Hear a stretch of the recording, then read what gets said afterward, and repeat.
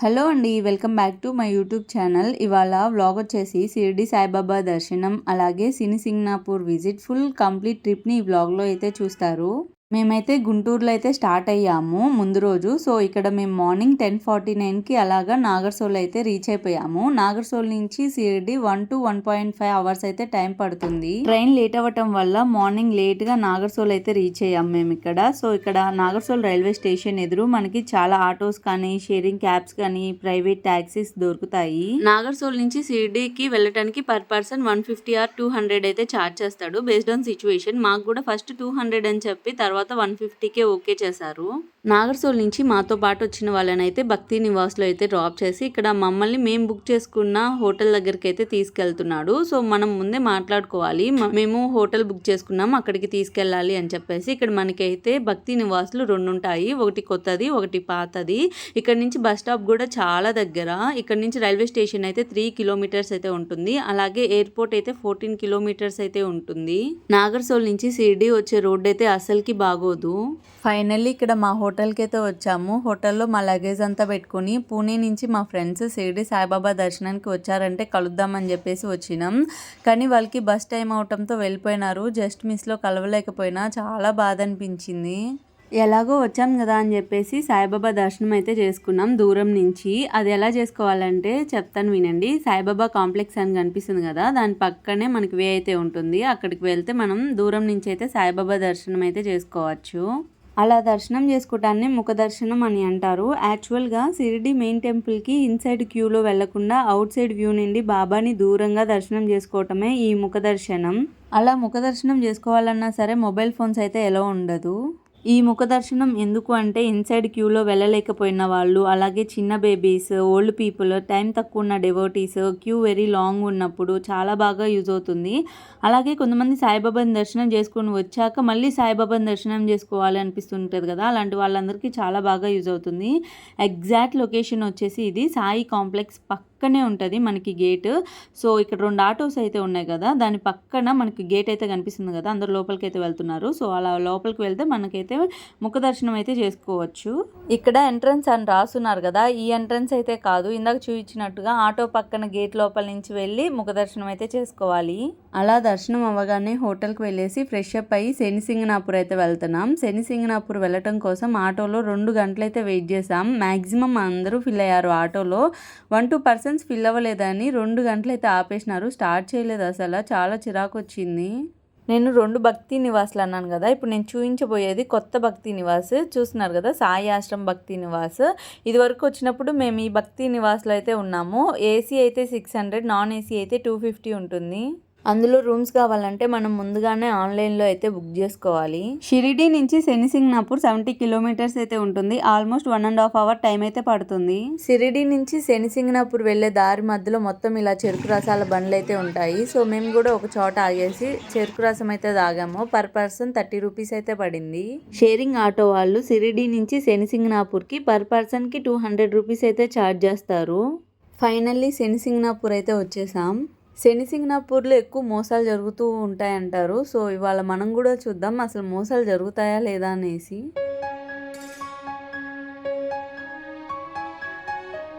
ఇక్కడ మనకు కనిపిస్తున్న టెంపులే శని సింగనాపూర్ టెంపుల్. గుడికి ఎదురుగానే మా ఆటో అతను అయితే పార్కింగ్ అయితే చేశాడు. మా ఆటో డ్రైవర్ కొంత టెంపుల్ గురించి ఎక్స్ప్లెయిన్ చేసి అలాగే 1.5 hour టైం అయితే ఇచ్చాడు దర్శనం చేసుకొని రావటానికి. మేమైతే టెంపుల్ లోపలికి అయితే వెళ్తున్నాం. ఇక్కడ వాటర్ ఫ్లో అయితే ఉంది, అందరూ అక్కడ కాళ్ళు కడుక్కొని లోపలికి అయితే వెళ్తున్నారు. సో మేము కూడా కాళ్ళు కడుక్కొని టెంపుల్ లోపలికి అయితే వెళ్తున్నాం.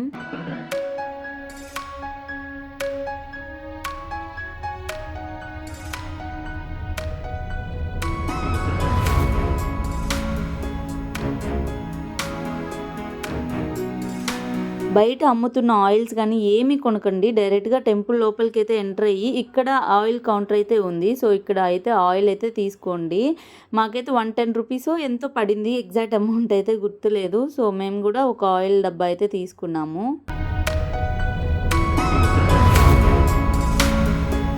ఈ ఆలయంలో ముఖ్యంగా శనిదేవుని పూజిస్తారు. ప్రత్యేకత ఏంటంటే ఈ ఆలయానికి పైకప్పు లేదు, ఆలయం పూర్తిగా ఓపెన్ స్కై.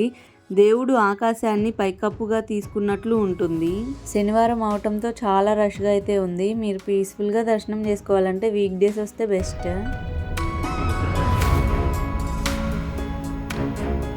శనిసింగనాపూర్లో ఏ ఇంటికి తలుపులు కానీ లాక్స్ కానీ యూజ్ చేయరు అని అంటారు. సో ఇక్కడ ఎవరు దొంగతనం కూడా చేయరు అనే నమ్మకం. సో ఇదే ఇక్కడ బిగ్గెస్ట్ స్పెషాలిటీ.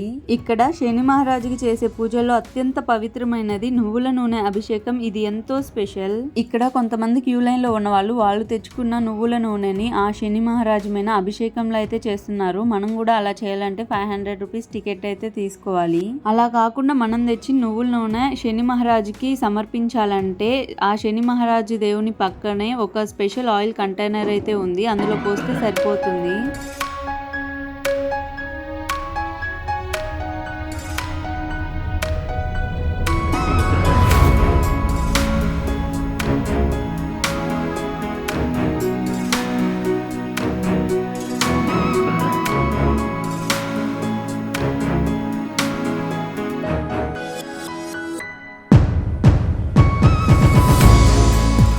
శనిసింగనాపూర్లో దర్శనం కంప్లీట్ చేసుకొని ఇప్పుడు మేము మళ్ళీ షిరిడీకి అయితే రిటర్న్ అవుతున్నాం. అరౌండ్ 6 o'clockకి మేము శనిసింగనాపూర్లో అయితే స్టార్ట్ అయ్యాము. మధ్యలో ఆటో అతను టీ బ్రేక్ కోసం అయితే ఆపాడు. మేము షిరిడీ వచ్చేసరికి నైట్ 8 o'clock అయితే అయింది. శనిసింగనాపూర్ నుంచి షిరిడీ వచ్చేసరికి నైట్ లేట్ అయిపోయింది కదా, హోటల్కి వెళ్ళిపోదాం అనుకున్నాము. ఎలాగో రేపు మార్నింగ్ ఫ్రెష్గా సాయిబాబా దర్శనానికి వెళ్తాం కదా అనుకున్నాము. సాయిబాబా గుడికి దగ్గరగా రాగానే నాకు ఆ వైబ్స్కి ఇంకొకసారి సాయిబాబా దర్శనం అయితే చేసుకోవాలనిపించింది. 8:15కి అలాగా మా ఫోన్స్ అన్ని క్లాక్ రూమ్ లో పెట్టేసి ఫ్రీ దర్శనానికి అయితే వెళ్ళాము. 2 గంటల వెయిటింగ్ తర్వాత మమ్మల్ని కరెక్ట్ గా హారతి టయానికి మమ్మల్ని గుడి లోపలికి అయితే పంపించారు. అసలు లిటరలీ మేము హారతి టికెట్ కూడా బుక్ చేసుకోలేదు. అలాంటిది మేము హారతి టికెట్ దర్శనం అయితే చేసుకున్నాము. ఎంత మంచిగా అనిపించిందో. 20 minutes ఆయన భజనలు, ఆయన పాటలు, అబ్బా ఎంత మంచిగా అనిపించిందో. The best experience. అసలు ఎక్స్పెక్టే చేయలేదు. నైట్ మాత్రం ది బెస్ట్ దర్శనం అయితే అయింది. మేము మార్నింగ్ మళ్ళీ ఫ్రెష్ గా అయితే దర్శనం చేసుకున్నాం. 6 o'clockకి దర్శనానికి వెళ్ళి 9 o'clockకి బయటకి అయితే వచ్చాం. అలా సాయిబాబా దర్శనం కంప్లీట్ చేసుకున్నాక మా ఫోన్స్ అండ్ చెప్పల్స్ కలెక్ట్ చేసుకోవడానికి అయితే వచ్చాము.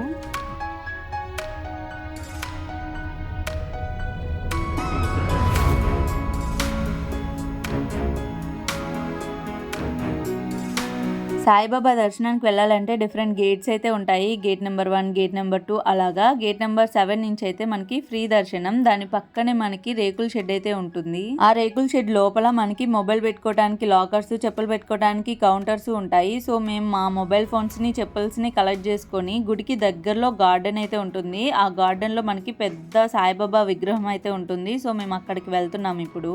2 years బ్యాక్ షిరిడి వచ్చినప్పుడు షిరిడి దర్శనంతో పాటు మేము త్రయంబకేశ్వర్ జ్యోతిర్లింగం, అలాగే నాసిక్, అలాగే ఔరంగాబాద్ లో ఉన్న కృష్ణేశ్వర్ జ్యోతిర్లింగం, ఎల్లోరా కేవ్స్, కొన్ని మెయిన్ టెంపుల్స్ అయితే కవర్ చేసాం. సాయిబాబా గుడికి దగ్గరలో హోటల్స్ అయితే ఉంటాయి. 500 నుంచి అయితే స్టార్ట్ అవుతుంది స్టార్టింగ్ ప్రైస్. సీజన్ ని బట్టి ప్రైజెస్ మారిపోతూ ఉంటాయి. సాయిబాబా గుడి నుంచి భక్తి నివాస్ కి 1.5 kilometer అయితే ఉంటుంది. అలాగే భక్తి నివాస్ లో కూడా మనకి ఫ్రీగా ఫుడ్ అయితే పెడతారు. అక్కడ మార్నింగ్ టిఫిన్ వచ్చేసి 5 rupees, కాఫీ వచ్చేసి 3 rupees, టీ వచ్చేసి 2 rupees కే దొరుకుతాయి.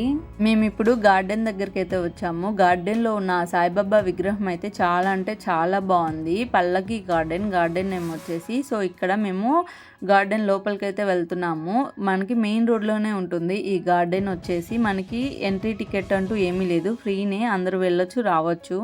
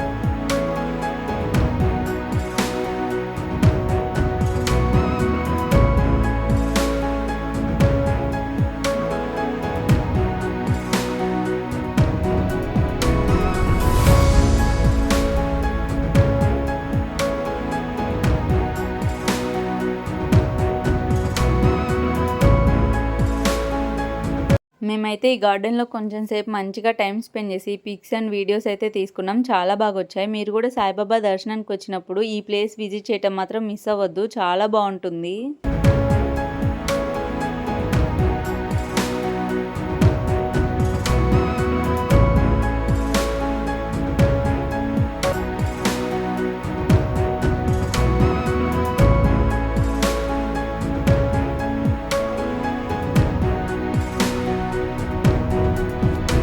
మేమైతే ఇప్పుడు సాయిబాబా అన్నప్రసాదాలయానికి అయితే వెళ్తున్నాం.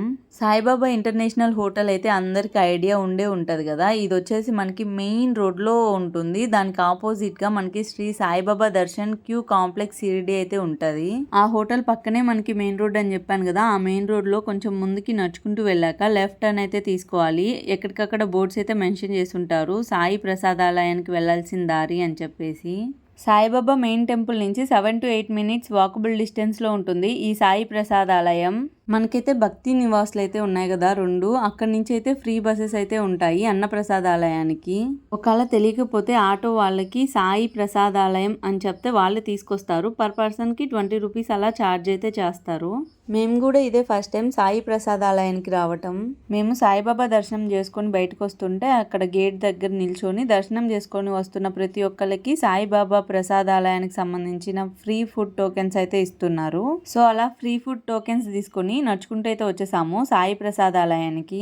మనకి తిరుమలలో వేంగమాంబ అన్నప్రసాద భవనం అయితే గుడికి చాలా దగ్గరలో అయితే ఉంటుంది కదా. కానీ మనకి షిరిడిలో వచ్చేసి సాయిబాబాకి సంబంధించిన సాయి ప్రసాదాలయం అయితే కొంచెం దూరంగా ఉంటుంది.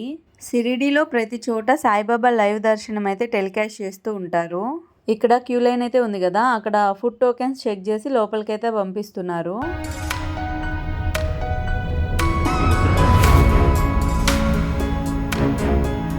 ఫుడ్ అయితే మాత్రం చాలా అంటే చాలా బాగుంది.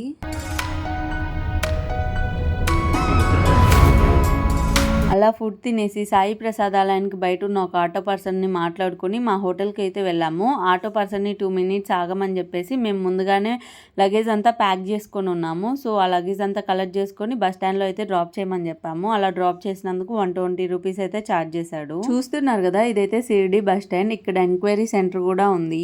షిరిడి నుంచి గుంటూరుకి మా రిటర్న్ జర్నీ అయితే స్టార్ట్ అయింది. నాగర్సోల్ రైల్వే స్టేషన్ నుంచి మాకు రిటర్న్ టికెట్స్ అయితే దొరకలేదు. సో మేము ఔరంగాబాద్ నుంచి మా రిటర్న్ టికెట్స్ అయితే చేసుకున్నాం. ఇప్పుడు మేము షిరిడి నుంచి ఔరంగాబాద్ అయితే వెళ్తున్నాం. షిరిడి నుంచి ఔరంగాబాద్ కి 2 persons కి 338 rupees అయితే పడింది బస్ టికెట్. షిరిడి నుంచి ఔరంగాబాద్ కి 3.5 hours జర్నీ అయితే ఉంటుంది. మా బస్ వచ్చేసి అన్ని బస్ స్టాపుల దగ్గర ఆగి వెళ్ళటంతో మేము ఔరంగాబాద్ రైల్వే స్టేషన్ కి అయితే లేట్ గా అయితే రీచ్ అయ్యాం.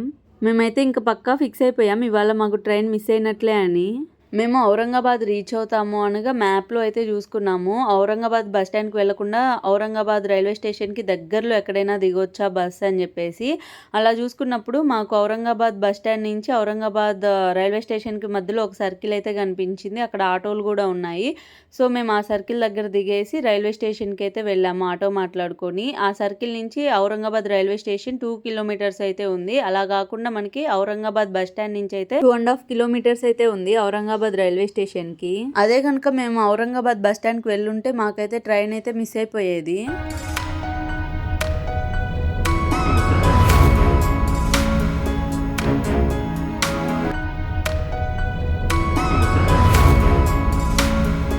ఈ ట్రైన్ వచ్చేసి ఔరంగాబాద్ నుంచి గుంటూరు అయితే వెళ్తుంది. మీరు కనుక ఈ ట్రైన్లో ట్రావెల్ చేస్తుంటే మీ ఎక్స్పీరియన్స్ ఎలా ఉందో కమెంట్ బాక్స్లో కమెంట్ చేయండి.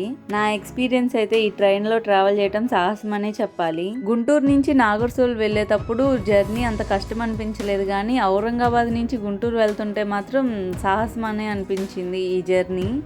ఇంతటితో మా వీడియో అయితే కంప్లీట్ అయిపోయింది. మా వీడియో కనుక మీకు నచ్చినట్లయితే please like, share, subscribe. Bye.